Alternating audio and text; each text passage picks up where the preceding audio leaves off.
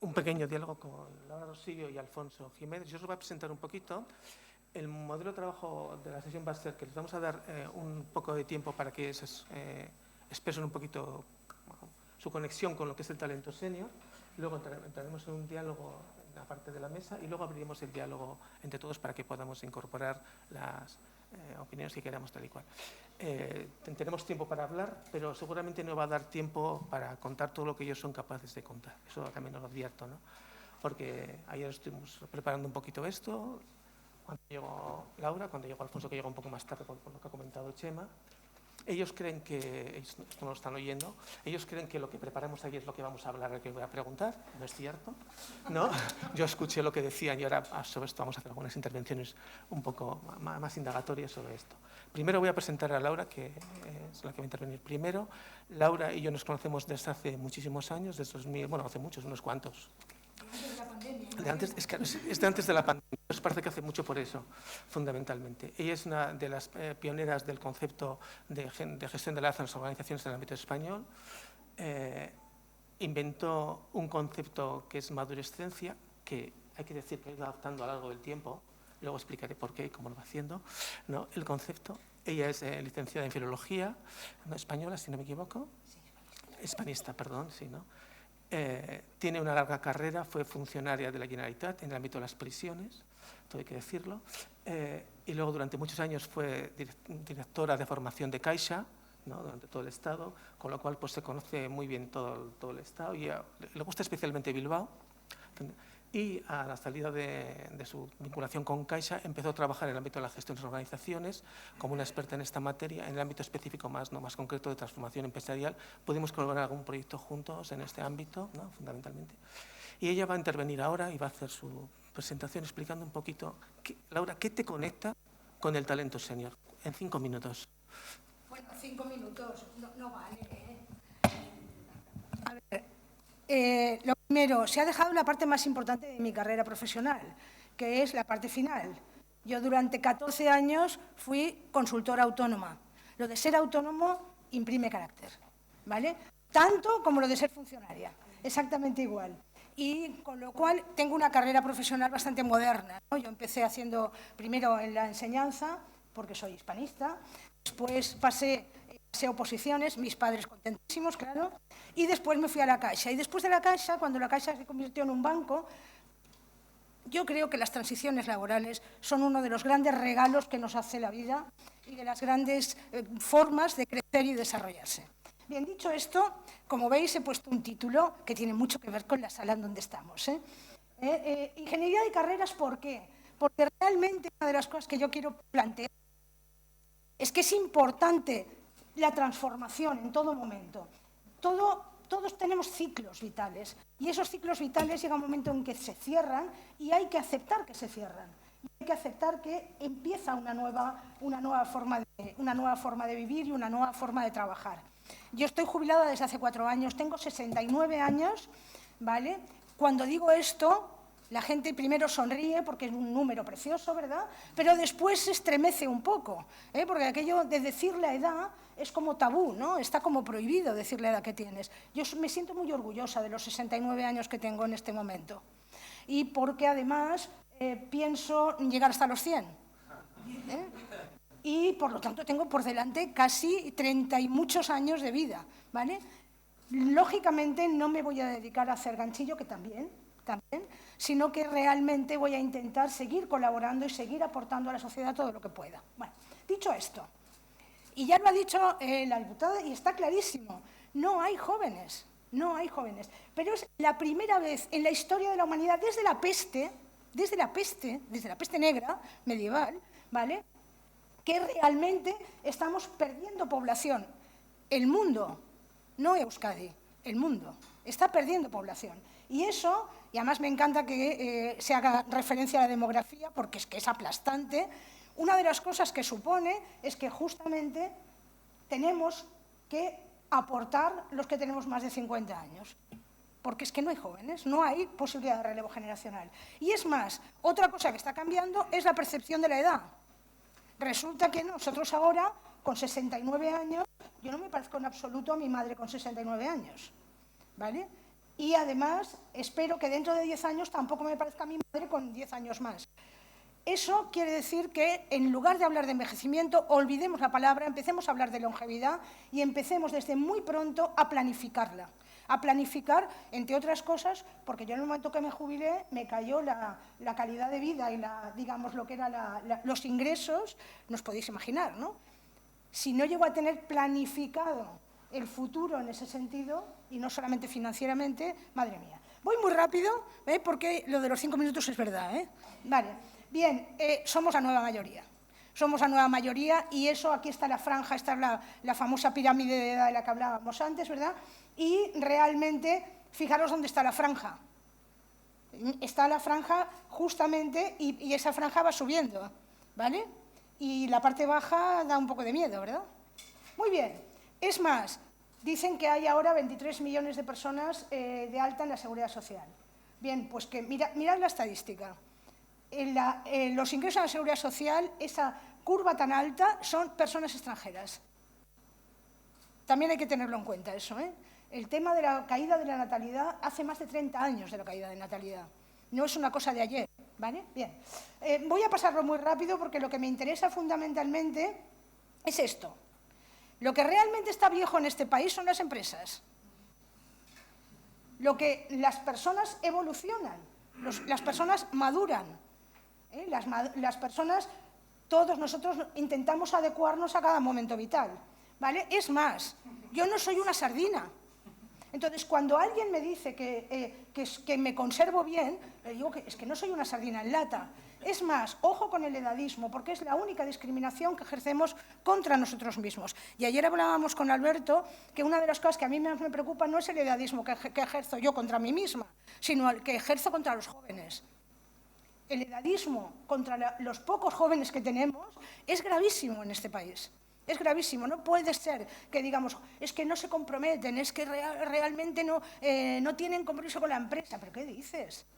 Están esforzándose y además son producto de lo que nosotros hemos creado. Muy bien, como digo, me interesa mucho justamente esto. Yo soy un artículo de lujo, porque realmente he tenido una carrera profesional muy larga, porque realmente tengo mucho que decir y mucho que aportar y porque me sé todos los atajos para resolver un problema. Y además, realmente mi experiencia es mi superpoder, ¿vale? Mi valor es la experiencia que he ido acumulando.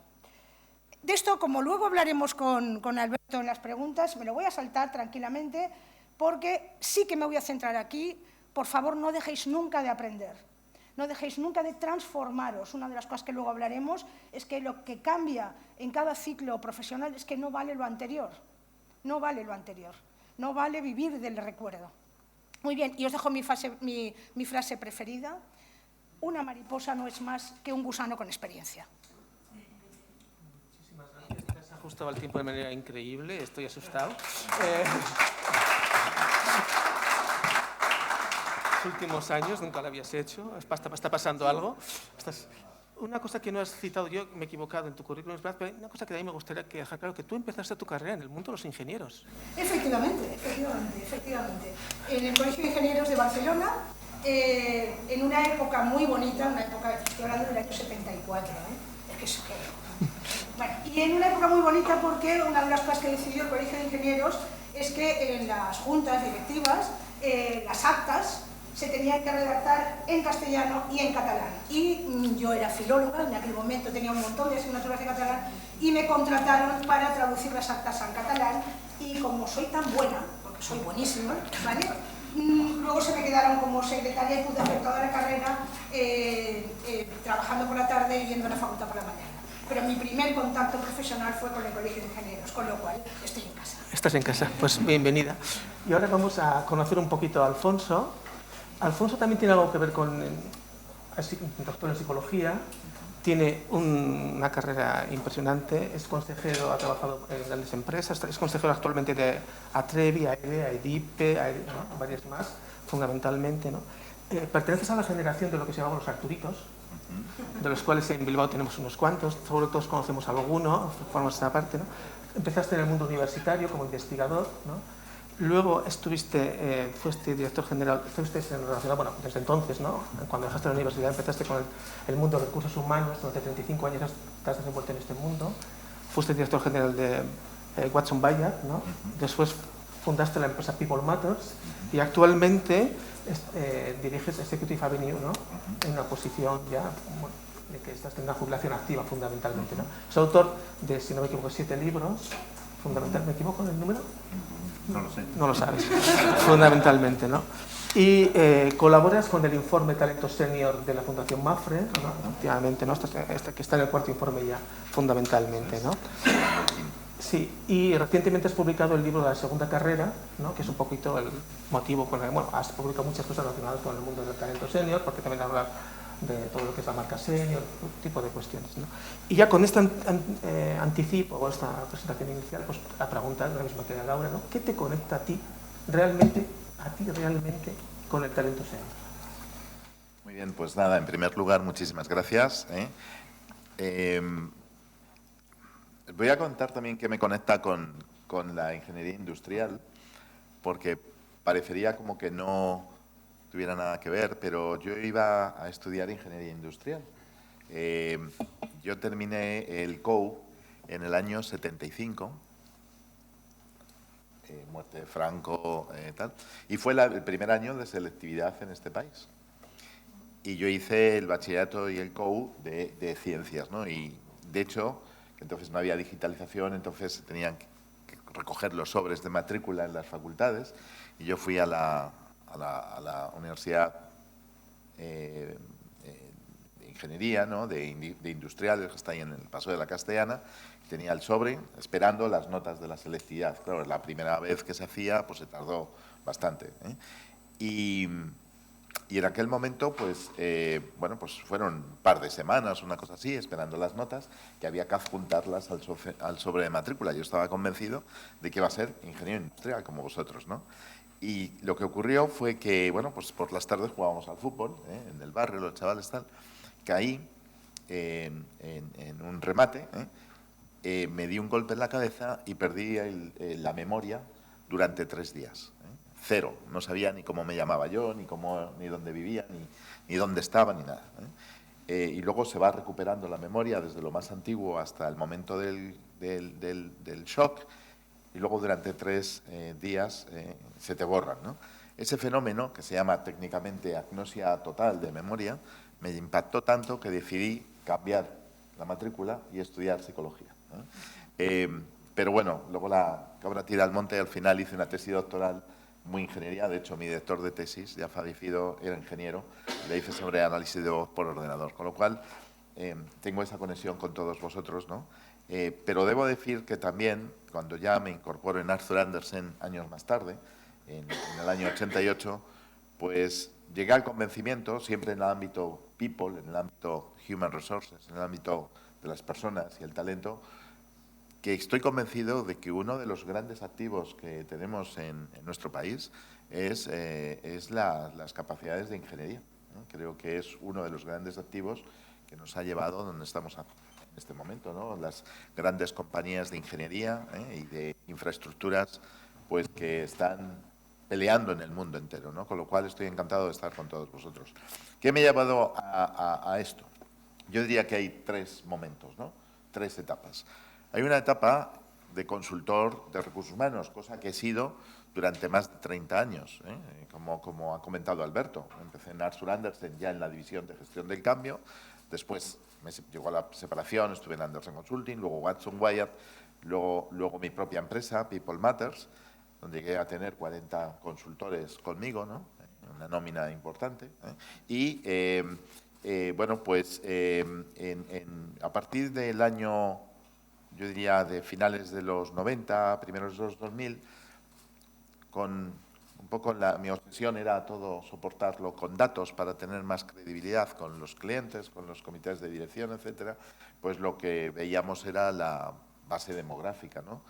Y empezamos a desarrollar una línea de negocio que se llamaba Talento Senior, que era cómo las empresas tenían que ajustar sus estrategias de capital humano, sus estrategias de people, para ser competitivas, ¿no?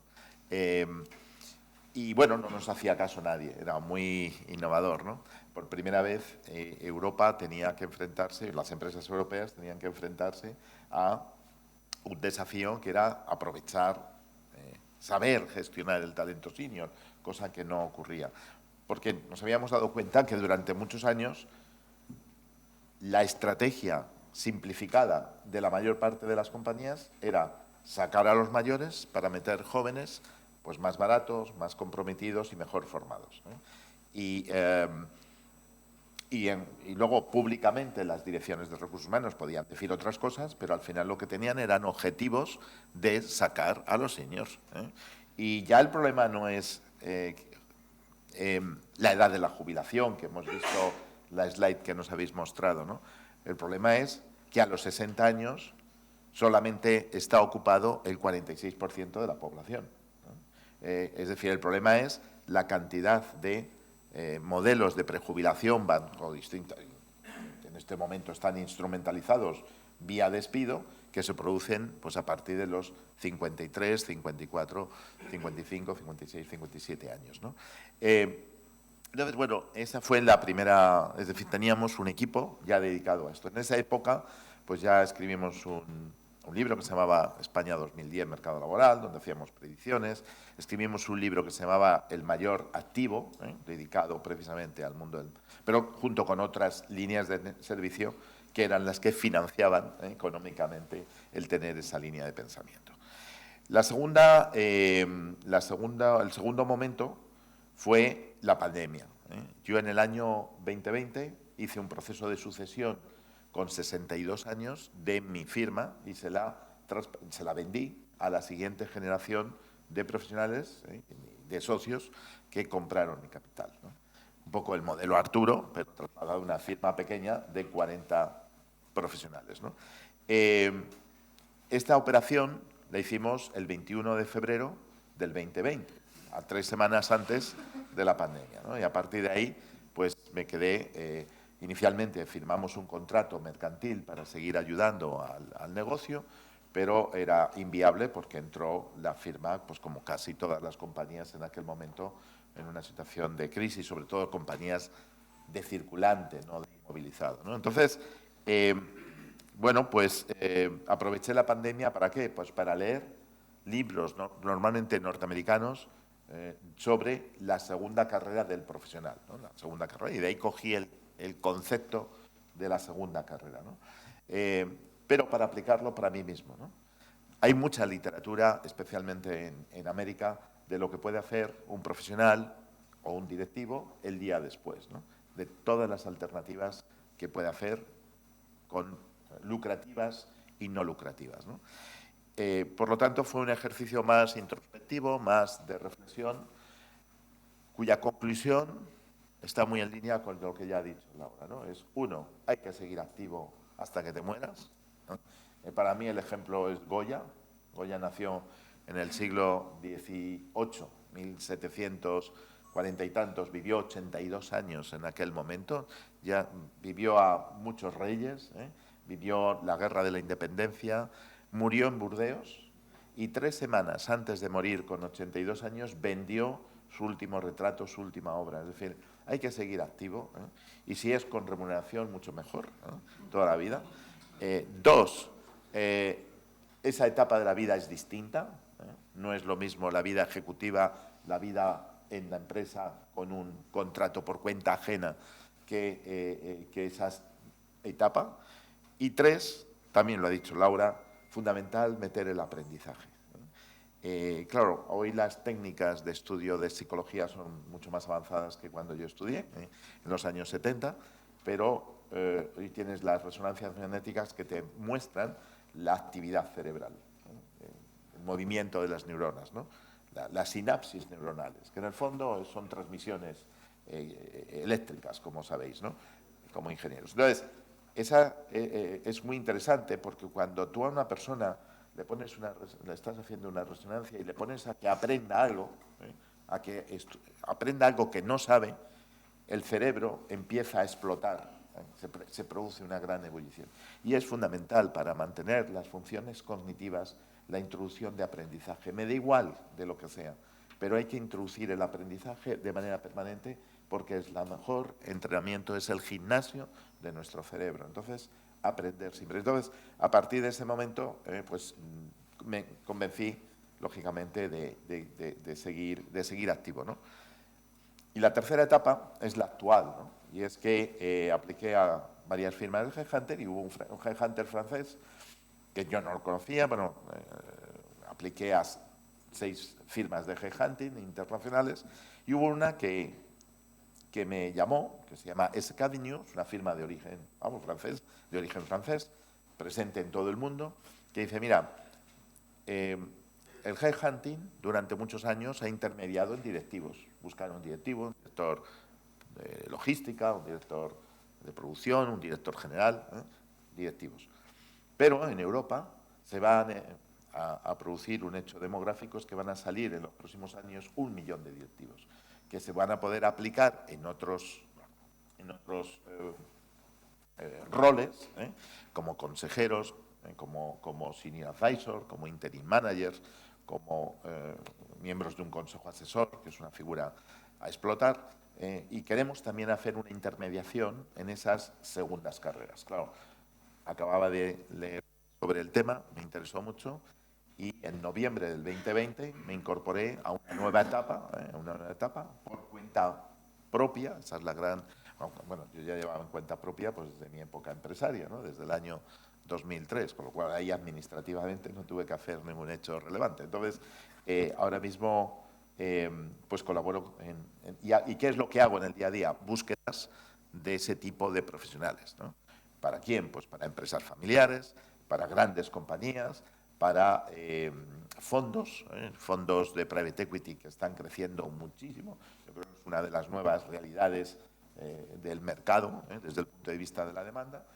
Y bueno, y adicionalmente, pues lo que sigo es colaborando con Iñaki Ortega, de aquí de Bilbao, y con Rafael Puyol, presidente de la UNIR, en hacer lo que se llama el mapa de talento senior. Son unos estudios que ya hacíamos antes bajo el amparo del Instituto de Empresa, hicimos 2 sobre trabajo los seniors, trabajo de los seniors, y llevamos 2 hechos desde el Instituto de Empresa, que los podéis descargar. Uno era el trabajo senior en España y otro el trabajo senior en Europa, y luego llevamos 4 que se llaman mapa de talento senior, auspiciados por la Fundación MAFRE.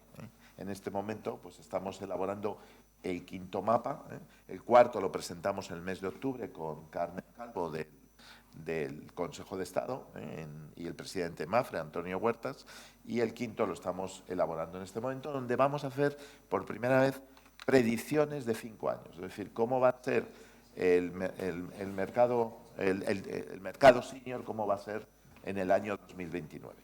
Teniendo en cuenta que hoy en todo el Estado tenemos 17.000 personas de más de 100 años y que en 5 años vamos a tener 34.000 personas de más de 100 años en el conjunto del Estado, ¿no? Bueno, y estos son los 3 momentos y mis 3 acercamientos al mundo del talento senior. Pues muchas gracias por esta introducción inicial. Y hay una cosa que quería aprovechar para preguntarte. Hemos hablado siempre de la perspectiva del talento senior como un aprovechamiento social, de una especie de responsabilidad social compartida de las empresas, tal. Pero tú en tu libro hablas de la responsabilidad social individual. ¿Qué es eso? Bueno, yo creo que el por qué seguir activo tiene que ver con 3 cosas, ¿no? Una, por finanzas. Es muy difícil financieramente planificar el vivir 100 años, sobre todo si se sale de la actividad directiva con 55 años, tienes que financiar 45 años con el sistema de pensiones actual, ¿no? Por cada 1.000 euros netos más que quieras, tienes que tener un patrimonio entre 200 y 250.000. Por lo tanto, el nivel de vida que quieres tener durante muchos años, teniendo en cuenta la base impositiva y teniendo en cuenta el efecto de inflación, pues es muy importante. Por lo tanto, hay una justificación financiera para seguir activo. Al menos el objetivo debe ser no disponer del patrimonio acumulado en ese momento, y revalorizarlo. La segunda razón tiene que ver con la salud, y la tercera razón tiene que ver con el propósito. Es decir, la salud, la actividad es clave en términos de salud. Esto está acreditado. Ahora mismo hay en Cataluña, lo comentaba ayer con Laura, un clúster de empresas investigando sobre los efectos de la actividad sobre la salud, ¿no? Se llama el Instituto Ad Salutem, que liderado por el laboratorio Esteve, pero en el que participan un montón de hospitales y gente de geriatría. Entonces, los experimentos son brutales, es decir, las actividades, la capacidad cognitiva de las personas activas se mantienen, la capacidad cognitiva del inactivo se empieza a reducir, ¿no? Capacidad de memoria, de comunicación, etcétera, ¿no? Por lo tanto, desde el punto de vista de salud es muy importante. Hablan de que a los 2 años de la inactividad hay una situación de crisis y se producen, y tiene todo derivado precisamente del cerebro, el cerebro como órgano regulador del resto de los sistemas biológicos que portamos, ¿no? Y la tercera tiene que ver con el propósito y las relaciones, ¿no? Sentirse útil. Yo ahora veo directivos que han salido muy bien indemnizados con 53 años, que han estado 2 años de sabático, uno de los grandes errores que se pueden cometer, el largo sabático, porque el mercado se olvida de nosotros y porque nuestros activos se deprecian muy rápidamente, y por lo tanto hay que continuar, es como estar ahora 2 años sin luz, no es viable. Al día siguiente, hoy, ya tenemos que tener luz. Bueno, pues en actividad ocurre algo parecido, debería ocurrir algo parecido, debe haber una continuidad. Y, el sentirse útil, ¿no? Entonces, esta gente que está 2 años luego se quiere reenganchar, y les exploras sobre su vida, su experiencia, y es tremendo, porque lo que te cuentan es que en muchos casos no tienen ninguna razón para levantarse por las mañanas. Cambios de los ciclos circadianos, siestas largas, sueño mal, problemas de autoestima, etcétera, etcétera, y un consumo de su patrimonio, porque en algunas ocasiones no se reducen los niveles de gasto, ¿no? Con lo cual, bueno, pues se entra en un bucle pues tremendamente negativo, Entonces, yo creo que el sentirse útil es el sentirse que estás aportando a otros, que le estás aportando valor, y que estás contribuyendo, o bien a través de las empresas, o en actividades, o en empresas, a través de fundaciones, asociaciones, pues es relevante. Creo que es muy importante la actividad por ello. Sí, sí. Y siguiendo un poco esta línea, es una pregunta para ambos, ¿no? Que vamos a empezar un poco el diálogo con los dos fundamentalmente, ¿no? Que es lo que está publicado. Claro, en este sentido, esto es como lo que estás explicando tú, parece que tiene que ver con una especie de investigación del cual, ¿no? Los beneficios de mantenerse activo, ¿no? Pero claro, realmente las personas no llegamos a este nivel de conocimiento, salvo que hagamos esa investigación. Intuitivamente estamos ahí, ¿no? O sea, entonces la pregunta que voy a lanzar es en otra dirección, ¿no? ¿Por qué alguien quiere continuar siendo activo cuando podría jubilarse? ¿Cuáles son las motivaciones que le llevan a alguien a continuar siendo activo cuando podría jubilarse? ¿no? Porque más allá de esos beneficios que obviamente nos falta, está claro, por lo que acabas de explicar, por muchas cosas que estamos viendo, ¿no? Que nos falta conocimiento de esto, ¿no? O sea, realmente necesitaríamos tener mucho más conocimiento para poner en valor por qué es necesario desde el punto de vista médico, salud, no sé qué, tal. Pero realmente, ¿cuáles son las motivaciones? ¿Por qué alguien quiere continuar esto? Porque la idea un poquito de esta mesa redonda que nos explicó antes, un poco es dirigirnos a las personas, ¿no? De la perspectiva a las personas. ¿Por qué? Sí, yo te hablo de mi caso, ¿no? Sí. Y creo que de mi generación. El problema de mi generación es que centramos nuestra vida en el trabajo. El centro del universo era nuestro trabajo. Con lo cual, el momento del tránsito a la jubilación o al paro, que es el otro gran, si miráis los índices de paro, el 56% de todos los parados que hay en este momento en España tienen más de 45 años. Y además son de larga duración, con lo cual no solamente hablemos de jubilación, hablemos también del tema del paro de larga duración. Bien, pues si tienes el centro de tu vida en el trabajo y no has repartido los huevos en diferentes cestos, en el momento de ese tránsito, de esa transición a un nuevo ciclo vital, es dramático. Es absolutamente dramático. Y lo que de alguna manera motiva para seguir trabajando es eso, es lo que sabes hacer. Lo que sabes hacer es trabajar. Lo que no sabes hacer justamente es relacionarte con nuevos amigos, por ejemplo. Una cosa, pensad que cuando entras en el paro o te jubilas, una de las cosas que pierdes es tu red de contactos profesionales. No la tienes diariamente. Pasas a la soledad más absoluta en ese sentido. Y eso es una cosa que hay que también planificar. Hay que planificar justamente cómo volver a relacionarte con nuevos contactos, con nuevos amigos, con nuevas redes. Bien. Lo que quiero decir es, mucha gente quiere seguir en activo porque es lo único que sabe hacer. Y lo digo así de duro y así de crudo porque, a ver, nos llega siempre el mensaje de que qué bueno es estar en activo, qué bueno es seguir produciendo. Pero una cosa que no se dice es que cuando cambias de ciclo vital, tu profesión ya no sirve. Ya no es tu profesión lo que tú vendes. Lo que tienes que vender es tu talento. Y a eso tampoco nos han enseñado.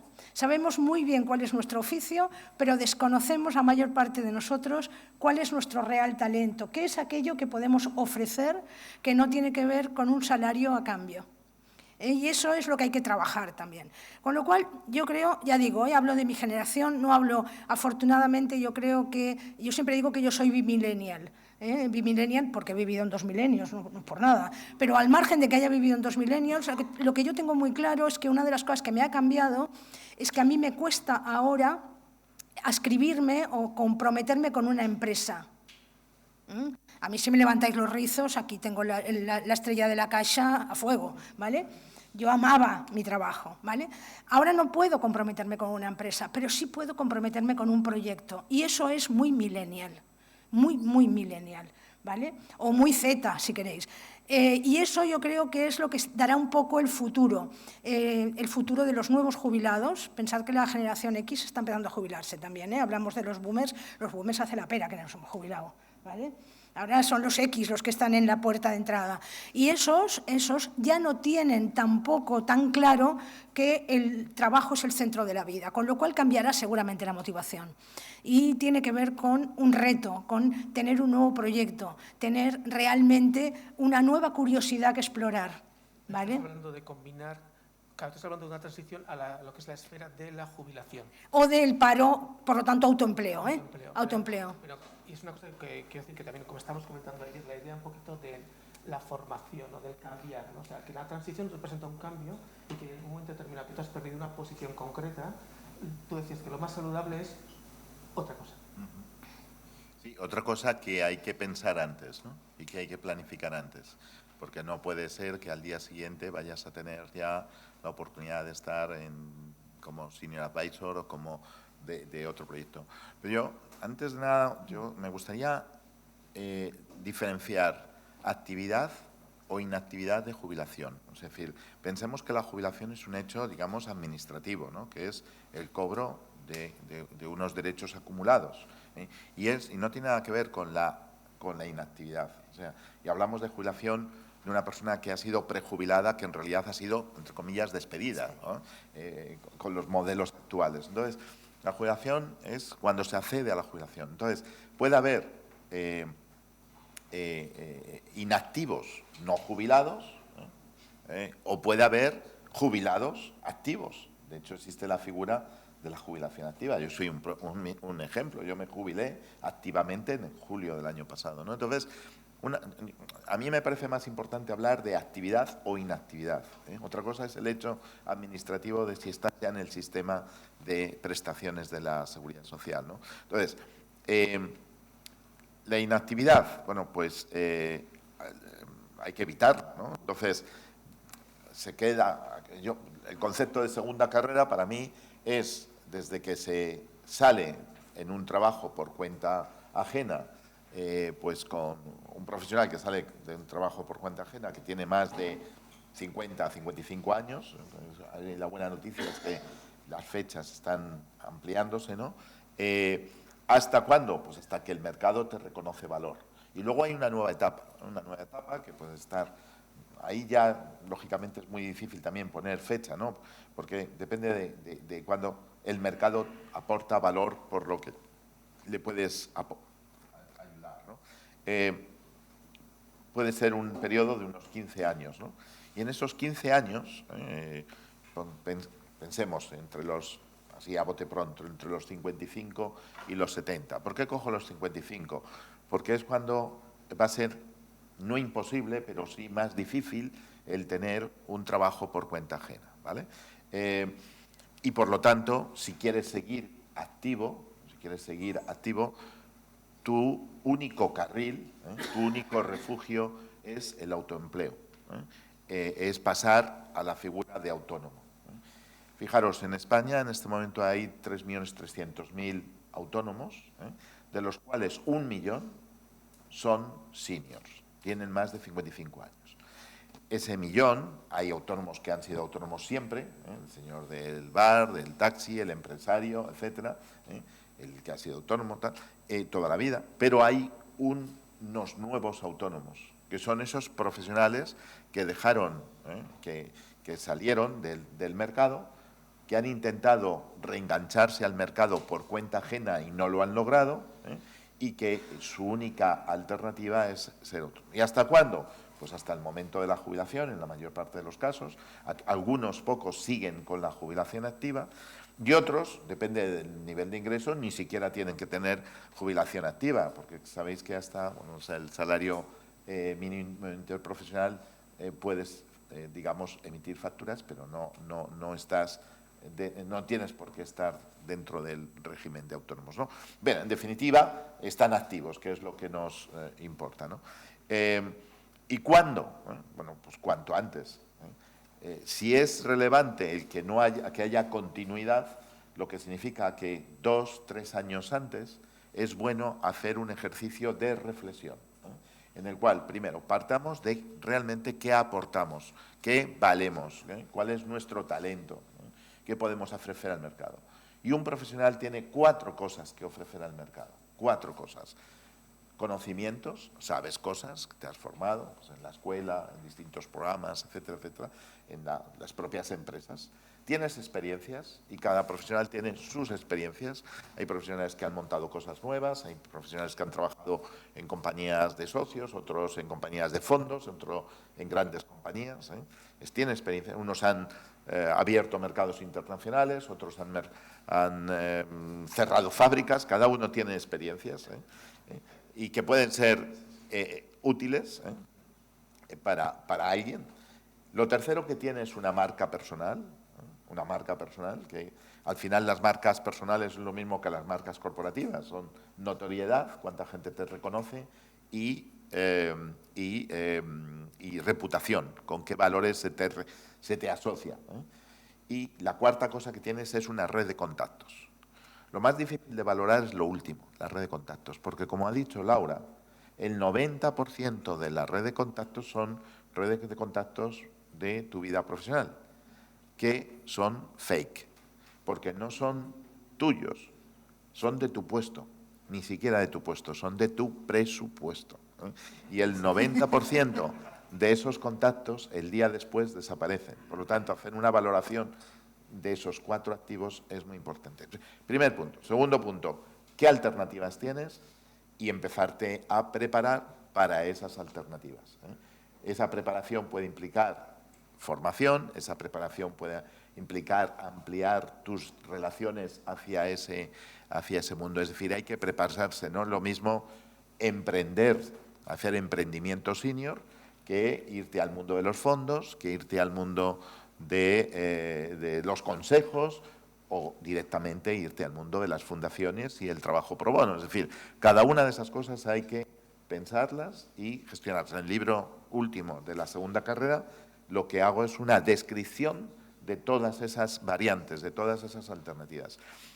Y ese ejercicio de planificación de la actividad futura, de planificación de la segunda carrera, se puede hacer solo o se puede hacer acompañado. Nosotros, por ejemplo, ese servicio lo ofrecemos a empresas para que la empresa se lo ofrezca a sus directivos más seniors, porque a mí me hubiera venido muy bien ese ejercicio, haberlo hecho antes de haber vendido mi empresa, haberlo hecho 2 años antes. Es decir, si lo haces antes, te puedes planificar y lo puedes organizar y te puedes incluso aprovechar de tus circunstancias, ¿no? Entonces, hacerlo cuanto antes. Sí, es un poquito lo que el planteamiento que nosotros tenemos en el marco del trabajo prometido, un proceso de transiciones laborales en las cuales la gente de forma preventiva, ¿no?, identifica esas oportunidades en los diferentes ámbitos que tiene que hacerlo también, ¿no? Hoy por hoy no está llevado a las empresas, como es el caso que sí que ocurre en las empresas francesas de más de 100 trabajadores, que es por ley que es obligatorio ese proceso de transiciones laborales, y en el caso británico que está subvencionado y con unos motivos, con unos estímulos para que las empresas lo apliquen, ¿no? De tal manera que los trabajadores a partir de una edad, en el caso francés a partir de los 45 años, en otros lugares, ¿no?, la gente empieza a tomar consideración de cuál es su escenario más allá, y ese escenario, claro, puede tener diferentes resultados, ¿no? Puede ser un escenario que lleve una reflexión, porque en el fondo lo que están provocando es una reflexión. ¿Cuál es el escenario de reflexión de las personas de cara a la orientación de su futuro laboral? Pues un resultado que puede ser, me quiero quedar en mi empresa, porque es mi mejor opción. Y entonces una cosa que vamos a hablar, ¿no? ¿Cuáles son las transiciones dentro de la empresa, ¿no? O sea, ¿es posible hacer las transiciones dentro de la empresa? ¿Cómo me valorizo dentro de la empresa para que no ocurra que venga, no voy a decir que profesional de la empresa, que hace números, que dice, pues hay una puerta abierta más favorable para ti que para esta persona, ¿no? Pero, y que una transición externa hacia otro lugar, o una transición hacia un modelo de jubilación, o lo que sea, ¿no? O sea, porque realmente una de las dificultades que estamos viendo en este momento es, tú ya puedes ver por tu entorno, en tu organización, que hay ciertas prácticas que se están dando, tú dices que están institucionalizadas. Nosotros cuando hicimos el proceso de trabajo prometido, descubrimos que las salidas de las personas que participaban en el proceso eran casualmente muy similares. O sea, que había procesos sistémicos que estaban estables. Entonces, ¿cómo una persona puede reforzarse dentro de esto? ¿Qué puede hacer una empresa para ayudarse a transitar dentro de su empresa? Sí, yo una de las cosas... Sí. Analizarlo, porque igual es más fácil continuar que buscar trabajo fuera. Sí, yo una cosa que me gusta mucho es ver modelos de sociedades muy envejecidas, ¿no?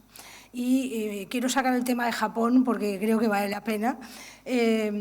Japón también tuvo una época de prejubilaciones muy importante, muy importante. Curiosamente, con el paso del tiempo han institucionalizado lo que ahora le llaman el empleado boomerang, ¿vale? Porque, como pasa en nuestro país, el talento joven está muy valorado realmente, no solamente porque es más barato, sino porque se supone que tienen esa energía, esa fortaleza y esa innovación y tal y cual, y empezaron a sustituir, sobre todo directivos, senior, por personas muy formadas realmente, con muchos másters, muchas carreras, muchos de lo que sé, muy jóvenes. Al cabo de los años resulta que descubrieron que, entre otras cosas, las máquinas tienen historia. Que si tú tienes en una fábrica una máquina que funciona de una determinada manera, es hija de una máquina anterior y nieta de una máquina anterior. Y que esa historia, la que conocían, los que conocían esa historia de la máquina, eran justamente aquellas personas que habían salido de la empresa, ¿verdad? Y ese fenómeno se está dando en Japón muy potentemente, sobre todo en la industria del automóvil, de vuelta a casa de personas prejubiladas o de personas sencillamente despedidas. Que es otro fenómeno del que no se habla, lo ha apuntado Alfonso antes, que muchas prejubilaciones hay que considerarlas despidos, por favor. Son despidos en realidad. Bien. Yo lo que quiero decir es que si tú haces un análisis, yo me he dedicado toda la vida a recursos humanos y sé lo que vale un proceso de selección, cuánto cuesta un proceso de selección a una empresa, ¿vale? Sobre todo de cargos directivos, pero es igual, de mandos intermedios pasa exactamente igual y hasta ahora de operarios pasa exactamente igual. Es un proceso muy costoso, mucho más costoso que un proceso de reskilling interno, un proceso de transformación de los trabajadores senior. Es mucho más fácil transformar a un contable en un analista de datos, muchísimo más fácil y más barato que intentar buscar una persona menor de 35 años analista de datos. Y eso yo creo que es de las cosas que las empresas tienen que empezar a ser conscientes de que realmente una de las cosas que tienen que hacer es procesos de transformación de los… Bueno, y otra cosa es la clasificación de los puestos de trabajo. Todas las empresas tienen un catálogo de puestos de trabajo donde salen lo que son las competencias, en fin, todo lo que son los requisitos para ocupar ese puesto de trabajo. Y funciona al revés de lo que funcionamos las personas. Exactamente al revés. Entonces, cuando haces una selección, tú tienes un catálogo y tienes que meter ahí en esa cajita a una persona. En un momento, además, en el que lo que se nos pide es adaptabilidad, en el que ese puesto de trabajo se va a transformar seguro en los próximos meses. Vale, con lo cual hay que hacerlo al revés. Hay que adecuar a la persona a un proyecto determinado. Y además eso, trabajar por proyectos. Quiero ir otra vez a la pregunta. ¿Qué hacen las personas para continuar, ¿sabes?, en su transición profesional dentro de la empresa? Está bien con lo que tienen que hacer las empresas, pero ¿qué hacen las personas? ¿Qué tienen que hacer? Pues exactamente lo mismo, entrar en un proceso justamente de transformación.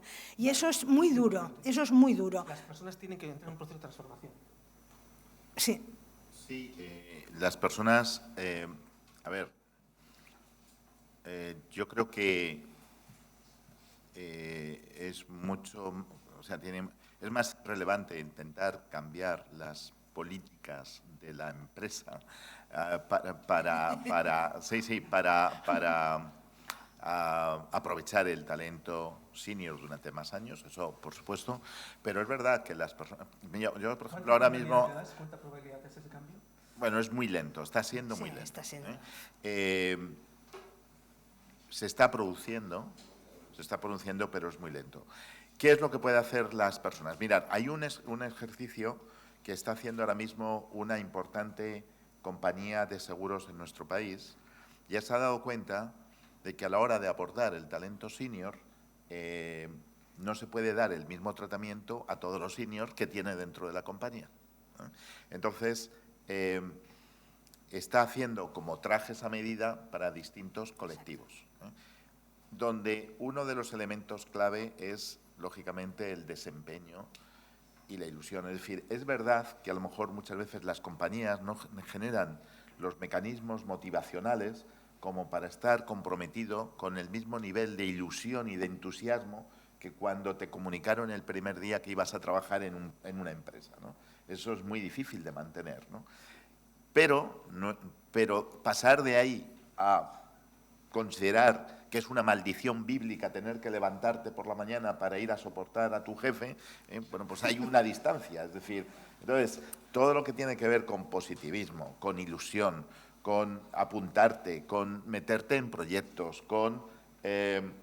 a pesar de las dificultades y a pesar de los pasivos de la empresa, pues marca la diferencia. Mi primera recomendación, como profesionales y como personas, es extender la vida ejecutiva todo lo que se pueda, salvo que tengas un plan de segunda carrera muy concreto, muy definido y muy ilusionante.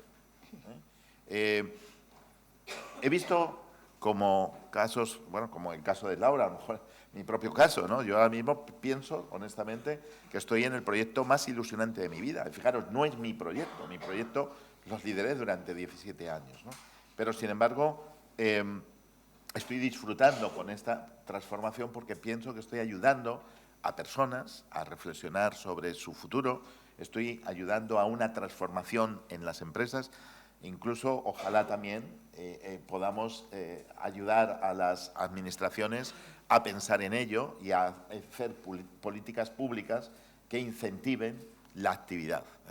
Pero, dicho todo esto, ¿qué es lo que puede hacer la persona? Pues intentar aportar valor, intentar ser flexible, intentar aprender esa nueva tecnología, que ya sabemos que es un rollo tener que aprender una nueva tecnología, intentar… Y entonces es muy interesante porque en esta compañía de seguros que os cuento hay un grupo de seniors que no les importa nada que al día siguiente se vayan, pero hay otro grupo que no quieren que se vaya, bajo ningún concepto. Entonces lo que tenemos que hacer es intentar ser esos.